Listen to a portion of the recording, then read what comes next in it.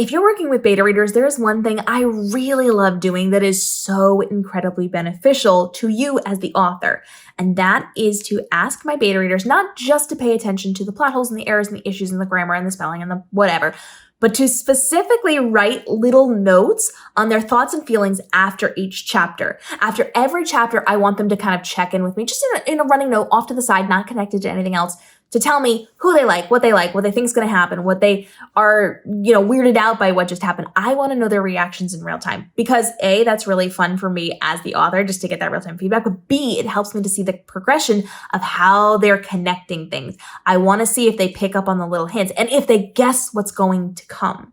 So I want them to tell me who they like, who they don't trust, who they do trust, what they want to happen next. I want that feedback, especially because if I see a lot of people giving me feedback of, I think this is going to happen, I want this to happen, this would be really cool if this happened. If I see a lot of crossover, I can work some things in there. I can make things happen. And so if I just ask my beta readers for feedback on the plot holes and the errors and the issues and the grammar and the spelling and the stuff, I'll get the technical side of it.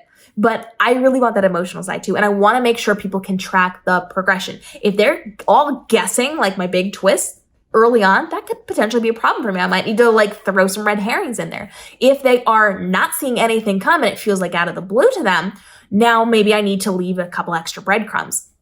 So making sure that you're getting that emotional feedback and that interest feedback after every chapter in just a running note is incredibly valuable. Now, you might have some beta readers who get through the entire thing and see where the big payoff is and then go back and they say, oh, I wonder if this character is going to do something like this to make themselves look a little bit better. We understand that some people are going to do that, but not everybody is. And having that valuable feedback of their real time, I really love this character, and then you rip their hearts out later is just so much fun. So for me, when I'm working with beta readers, and we have lots of information on working with beta readers, how to find them, how to send them proper notes, how to make sure you're testing them before you work with them, all those things here on the channel.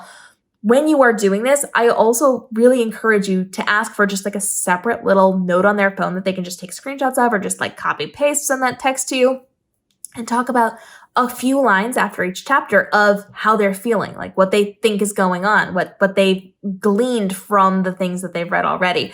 That's going to give you such incredibly powerful feedback. And I've done both. I have worked with people who are just checking me on the technical side, and they'll just send me those technical notes, and I will never, years after the fact, I will never know what they think about it. One of the gals I work with sends me such good technical notes. She catches me on all of my grammar and spelling issues and the clunky sentences I have. She is a literal goddess on earth, and I love her. I love her so much, but she doesn't tell me how she likes my books. She never told me how she likes my books.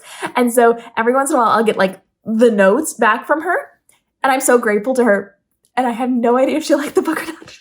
And I'm so scared to ask her. I never ask her. And so I still to this day do not know if she likes those books.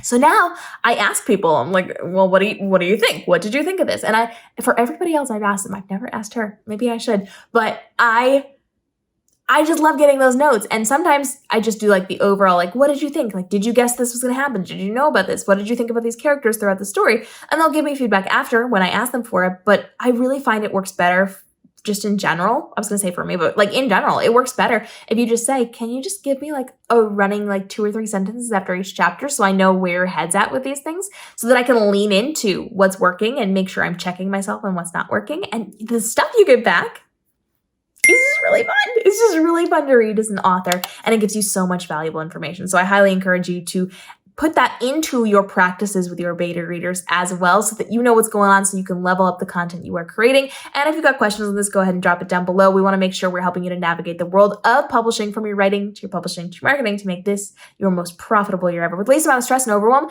and time commitment as you're creating your content, to market your books, to write your books, all the things. We're about time saving here. So drop those questions. We'll see you in the upcoming episodes.